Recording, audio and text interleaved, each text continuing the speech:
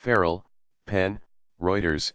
Mick Lang has been a steelworker for nearly 40 years and voted for businessman Donald Trump in the hopes he would bring about a renaissance for the long-suffering U.S. steel industry. Now he worries President Trump a Euro trademark's tariffs on imports of the metal will cost him his job. A Euro or ethies is not what I voted for. I voted for Trump because I thought he Euro trademarked straighten things out, not do something like this. A Euro, said Lang, 59, a third-generation steelworker, whose son also works at the same steel mill in Farrell in western Pennsylvania. Euro trademark's Mercer County. The county voted for then-Republican candidate Trump by more than 24 points in the 2016 U.S. presidential election. Some Republican strategists said Trump a Euro trademark's tariffs appeared partly to be timed to sway voters in Pennsylvania steel country, where a special election is being held for a U.S. House of Representatives seat next Tuesday. Trump is scheduled to visit Moon Township about 60 miles southwest of Farrell on Saturday to support the Republican candidate, and he is expected to be warmly received in an area he also won handily in 2016. U.S. steel companies such as U.S. Steel Corp and AK Steel Holding Corp., seen as winners thanks to the presidential Euro trademark's actions, have lauded Trump a Euro trademark's tariff on imported steel. U.S. Steel said it would restart one of two idled blast furnaces at an Illinois steel plant, creating up to 500 jobs. America is the world's largest steel importer, buying about 35 million tons in 2017. Graphic, tmsnrt.r/20peo1z.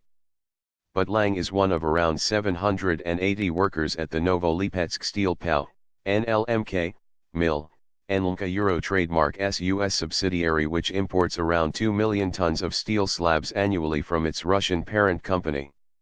The slabs that the mill rolls into sheets for customers including Caterpillar Inc., Deere & Co. Harley-Davidson Inc. and Home Depot Inc., are almost impossible to acquire from U.S. steel producers.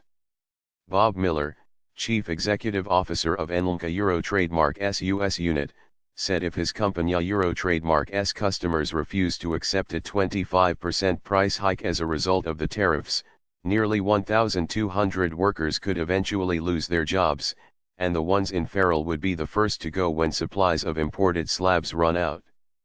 The U.S. steel industry employed about 147,000 people in 2015, according to the Commerce Department's Bureau of Economic Analysis. Manufacturers that need steel employ about 6.5 million people each year, and the construction industry 6.3 million. Graphic, tmsnrt.r/2fc94 who. Irony. Miller said tariffs will also force NLMK to shelve planned $600 million investments in plants in Pennsylvania and Indiana, around $400 million of which was earmarked for upgrading antiquated equipment at its Farrell plant.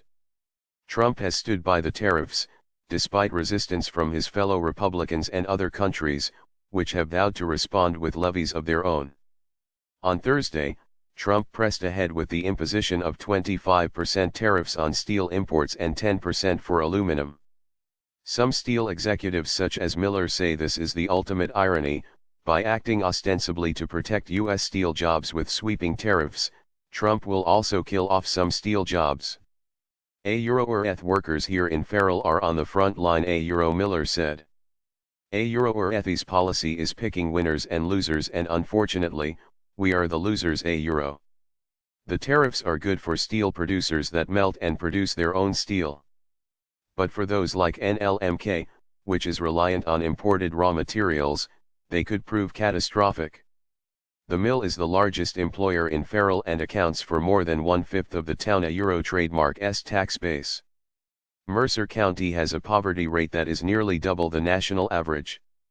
The area was America Euro trademark's steel heartland, with mills dotting the landscape until the Industria Euro trademark's decline began in the 1970s because of an increase in global competition. The mill owned by NLMK has existed since the beginning of the 20th century, but experienced 2 lengthy shutdowns and mass layoffs in the 1990s.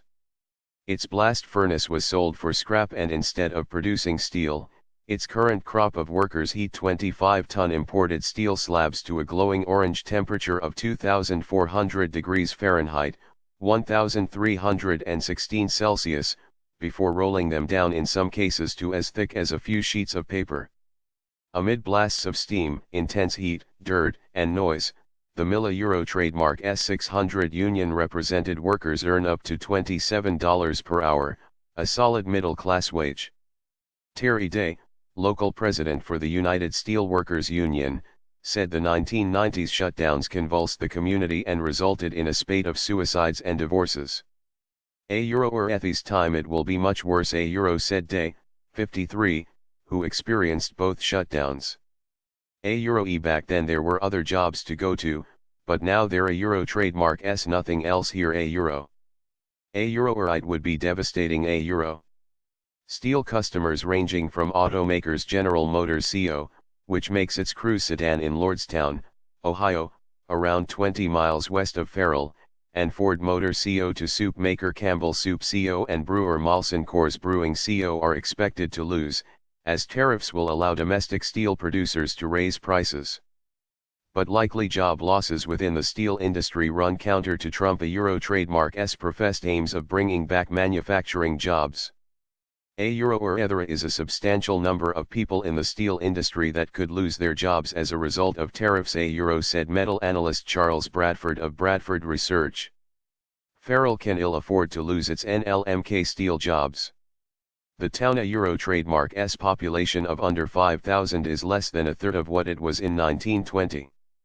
As of June 2017, there were around 11,000 steel jobs in Pennsylvania, 2% of the state trademark's 546,000 manufacturing jobs. Mercer County had 5.5% unemployment in December, above the state rate of 4.8% and the national rate of 4.1%. The Farrell Mill was originally owned by a U.S. firm that went bankrupt in 1992 and was subsequently owned by British and Swiss companies before the Russians bought it back in 2006. Since then, NLMK has invested around $1 billion in its U.S. operations, U.S. CEO Miller said. Miller is working to lobby the Trump administration to follow the precedent of former Republican President George W. Bush trademark's administration, which allowed quotas for slab steel in 2002 rather than applying tariffs as it did for products that were domestically produced. Those quotas allowed the Farrell plant to keep operating, and Miller hopes the Trump administration will follow suit. The mood in Farrell is grim and fearful. Truckers coming to pick up coils of rolled steel ask when the mill will go out of business, and plant manager Bill Benson says workers keep asking him, what on earth is Trump thinking,